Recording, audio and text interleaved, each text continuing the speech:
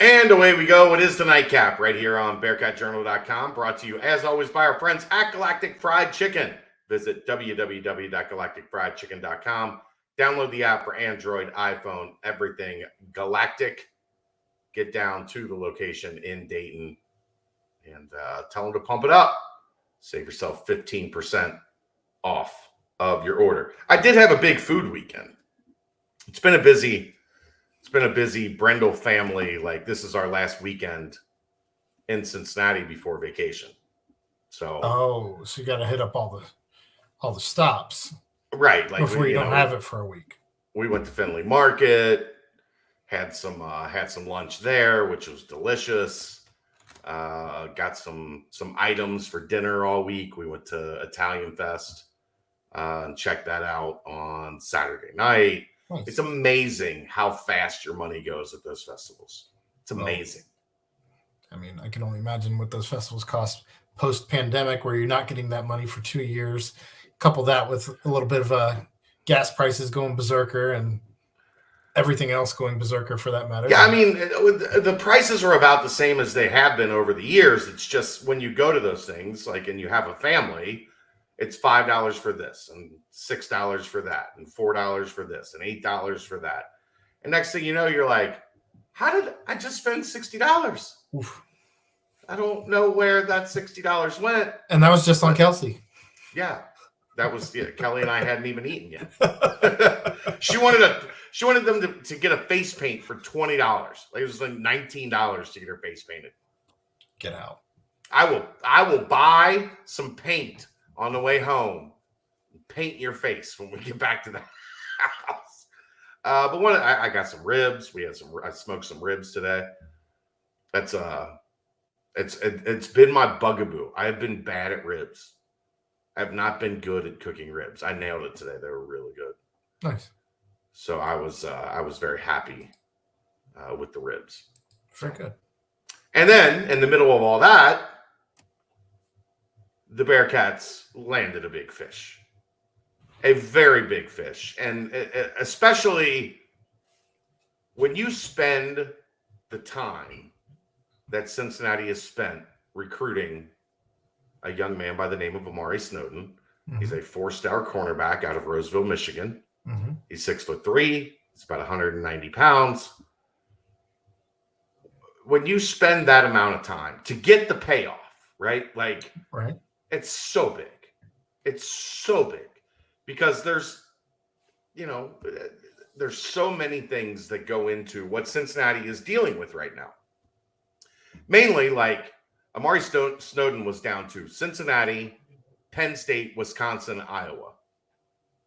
Those are definitely some big hitters. It's just not a recruiting battle over the years that Cincinnati has regularly won, right? Like, right. He hadn't taken yet. Like, Penn State was seen to be the biggest factor. He hadn't yet taken a visit to Penn State. He's now not expected to take a visit to Penn State. His recruitment's expected to be shut down. Like, it's one of those things, Aaron, when you, like, when you're trying to perfect your rib recipe and you keep making ribs and they're like, they're okay. They're not really up to the standards. When I go out somewhere and have ribs, I need to be better. Yeah. And then you make the ribs and everybody in your family eats the ribs and they're like, oh, those are delicious. That's kind of where Cincinnati's at in recruiting right now, right? Like, there have been a lot of wins. But when you start swinging with teams that are in the upper echelon of the Big Ten and you start winning those battles, it's like, remember in Eddie Murphy Raw? Have you ever seen Eddie Murphy Raw? It's been a very long time. He does a bit where he's talking about like, if you haven't had sex in a long time and then you have sex, and then he equated it to like crackers, and he's like, was that a Ritz? It was the best cracker I've had. I ain't no regular saltine. That shit was good. Like, that's the air that UC is getting into right now. Some of these battles that they're winning, You saw it last week with Aiden Green and some of the guys that committed last week, Day McCullough. All of a sudden now that's transferring into a guy like Omari Snowden, who is the guy we have known from the beginning of the 2023 cycle. Omari Snowden was right at the top of the list of must-haves. Yeah. And they got him on the visit, and they got the job done. And that's the mark of a program that's in a different stratosphere than this program has ever been before.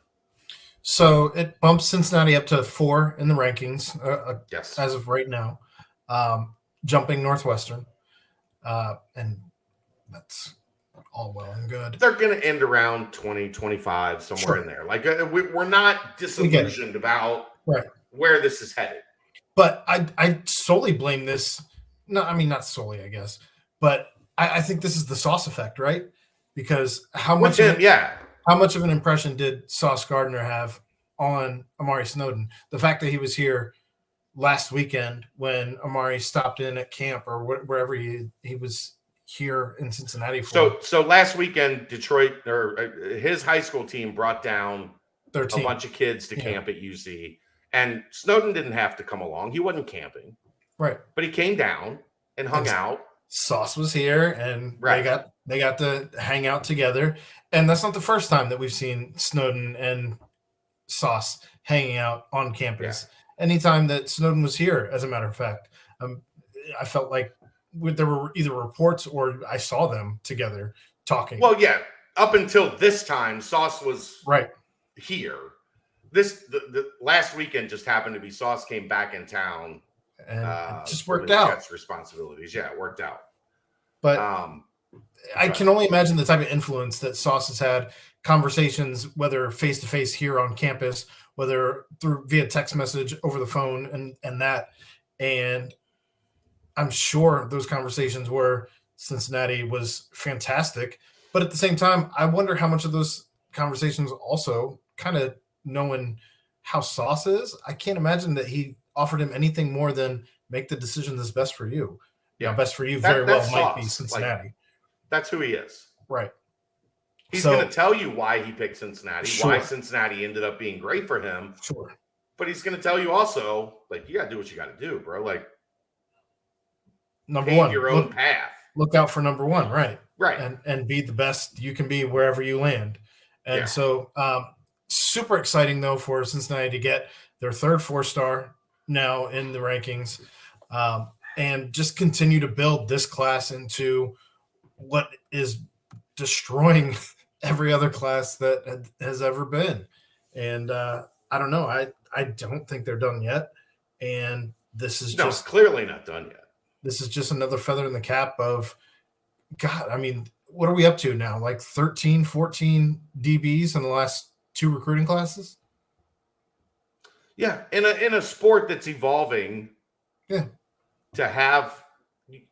be successful, 6 positions. Yeah, in this particular defense. Yeah, 6 positions, 5 traditional defensive backs and a linebacker that's also a coverage linebacker, and then your weak side linebacker also has to be able to play in coverage. So that could be another guy, at least, as he was younger, looked like a safety, and now is playing weak side linebacker, and strong side linebacker has to cover, and 2 safeties, 2 outside corners, and a nickel. Like, you just have to be ready for this next wave of where the game's going. And you do it with guys that are 6'3" and 187 pounds with really long arms. Like, if you look at the picture I tweeted from camp last week, Snowden's a little bit taller than Sauce. Well, I think that you have to be as sad as you can be that the Kobe and Sauce era is over. I think you have to be encouraged about the future as these coaches are still going after what they believe at this point. You have to think is their prototypical guy, right? Like that 6'2", 6'3" outside guy who can contest jump balls, that can run with your, freak receivers out there on the edge. So I think it's very exciting. I did get this from somebody around the program that knows things. Omari Snowden, longer arms and bigger wingspan than Sauce. 6'3", 186 pounds. Now, whether that equates to, All-American style status, who knows? Right. Right. I'm not saying that. No, I know you're not. I'm trying to temper expectations from anyone listening. Like, just because you have these measurables doesn't mean you have the immeasurables. Right. I'm also saying Sauce was 158 pounds when he got to UC. And Omari Snowden right now is 186. It's so crazy. And the fact that you could potentially have, Snowden on one side, JQ on the other side, fill in, who starts to Luke emerge. Evans, right? Sammy Anderson, Todd Bumpus. Like, a lot of guys that could potentially emerge here in the next couple of years. But you could end up with a JQ Hardaway on one side, and Omari Snowden on the other side, and, somebody else at slot and somebody else at the safety spots. And all of a sudden your defense is looking Big 12 ready. Pretty damn good. The length, athleticism. That, again, we talked about this last weekend. That's the thing that, that's the hardest part for me to grasp is when we first started doing this, if you got a DB at 6 foot, that was a big kid. Sure. Like a 6 foot, 170 pound defensive back was a big DB. And now, if they take a kid that's 5'11", we're all like, you sure about this? Well, 5'11", huh? But that was what they were normally, normal DB, 5'11", 175 pounds. As everything in football, it's evolved. Sure. Yeah. And now, 6'3", 6'1" and a half is an average guy, it seems like, anymore. What's going to be interesting, though, is for the Big 12 is not a conference that's known for defense. Incorrect. They had a great team in Oklahoma State this year. Baylor's defense was great. The paradigm in the Big 12 shifted this year. It'll just be interesting to see where Cincinnati slots in as they come in with a defense, with a team that's predominantly known for defense as opposed to offense. Here's what I'm saying. The Big 12 had a 3 or 4 year run where it was 56 to 50 games. And over the past 2 years, and especially last year, it started to, evolve because that's how things happen, right? It had to. You couldn't keep running teams out there. We can't let these teams score 55 points on us every damn week. You're pretty much in a coin toss at that point, trying to win games. So, yeah. But here's the beauty of where Cincinnati's at. They are at the forefront of the revolution when it comes to defending these wide open offenses. Absolutely. So guys like Snowden fit right in. I was just to go back to my last point. Day McCullough, 6'2", 200 pounds. Omari Snowden, 6'3", 187. And these are just the 24/7 listings. Luke Evans, 6'1 and a half, 165. Braden Moore, 6'1 and a half, 190. Jason Hewlett, who kind of projects to that sniper position right now. I think he's going to grow out of it. But he's projected at 6'3", 200 as a sniper. Jonas Duclona, 6 foot, 175. That's the small guy, right? In their defensive back recruiting, the guy that is 6 foot, 175 is the little guy. That's crazy. And depending on where you put Rohan Davey. Right.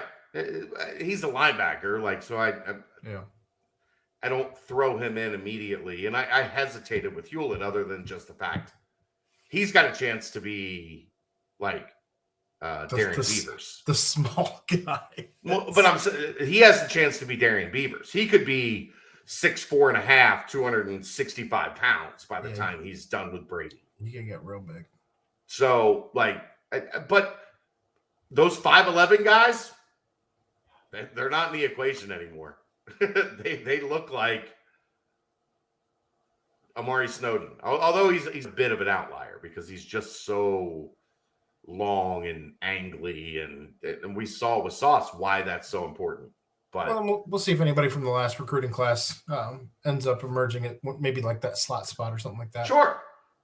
But yeah, gone are the days of 5 anything. Corners. There used to be 5. There used to be 5'9", 5'9.5", 5'10" corners, but the receivers got too big, and the desperate need for coverage became so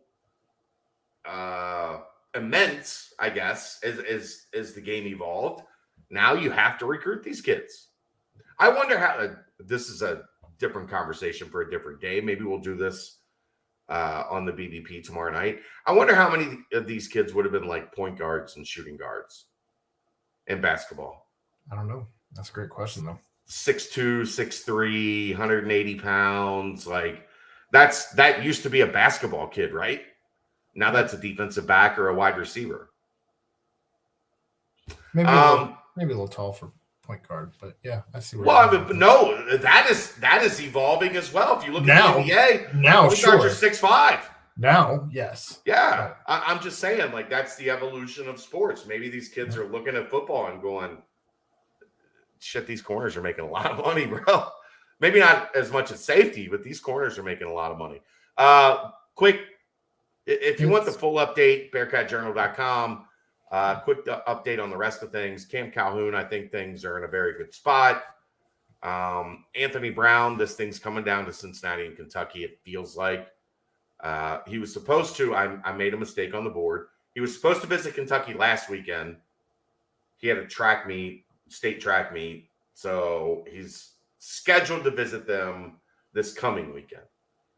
This feels like Cincinnati or Kentucky for 4-star Springfield wide receiver Anthony Brown. There's a lot of connections there. He's close with Lenny Taylor. He's close with Chris Brown. Or Chris Scott. Chris Brown. I hope he's not close with Chris Brown. He's close with Chris Scott. We'll see. We'll see. The other two guys, the soulless kid, what's his first name? It always escapes me. Jonas. I don't know. The soulless kid that plays at Lipscomb Academy.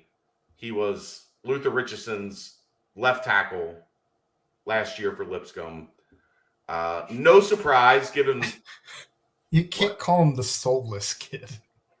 I can't. It's just it sounds fun. The soulless, as if he has no soul. Soulless, not soulless. I mean, I know that. But you're just referring to him as the soulless kid. Brandon is actually his first Brandon name. Soulless. So he went to Lipscomb. He goes to Lipscomb Academy. We saw how things played out with Luther Richardson, where everybody panicked for 3 months, 4 months, 5 months. They can't still be all in on this kid. Well, you've got a head coach at that school that's been through the process, that knows, how things work. And he's going to tell the kid to get all the information he can and play things out. It can be annoying. It can be frustrating. But if you continue to do a good job, you end up with the kid. Much like last year, Cincinnati ended up with Luther Richardson. Jalen Thompson, put your boxing gloves on. No helmet, like no headgear. You're in a battle. I think this probably comes down to Cincinnati, Michigan State. From the conversations I've had, Penn State is maybe the third team to really watch out for in terms of who might get the official visit this coming weekend. This is what we talked about when we talked about these 2 recruiting weekends. You're now in a different stratosphere of recruiting. Sure. And a lot of times, these kids are going to take all their visits, collect all the information, and then make a decision based on all of that information. That's where Jalen Thompson's headed. if you're still concerned, go just a reality check. Go check the top 25 kids listed on the national recruiting list and see how many haven't recruited or haven't committed yet. Right. This is what happens What at the highest level of recruiting. Cincinnati has just been ultra successful. Aiden Green was supposed to take more visits. Luke Evans was supposed to take more visits. Like, you go down the list, a lot of those guys were supposed to not commit to Cincinnati last weekend. Right. And Cincinnati got the job done. You're just getting into the weeds are a little thicker at the very top. And that's kind of where we're at. So, also doesn't hurt that you're coming off a playoff appearance. Sure. You're coming off finding out you're going into the Big 12. Right. You're coming off being a top 5 recruiting class in the country currently. Kids pay attention to that shit. There's a lot happening in UC's favor, but you still have to put the gloves on and fight for a couple. Brady Drogish going to the Elite 11. Yes. One of the top 20. You only get 20 recruits or 20 quarterback recruits in the country that get invited to the Elite 11. He's going there again. Luther Richardson did last year. Like, every single sign points to UC recruiting continuing their meteoric rise. So stay tuned to Bearcat Journal. Get your membership. Still 60% off through tomorrow night. And let's see where the chips fall, because it could be exciting. He's Aaron Smith. I'm Chad Brendel. BBP tomorrow night, another nightcap. I don't know what's going to happen tomorrow. Let's find out. Right here on BearcatJournal.com. See ya!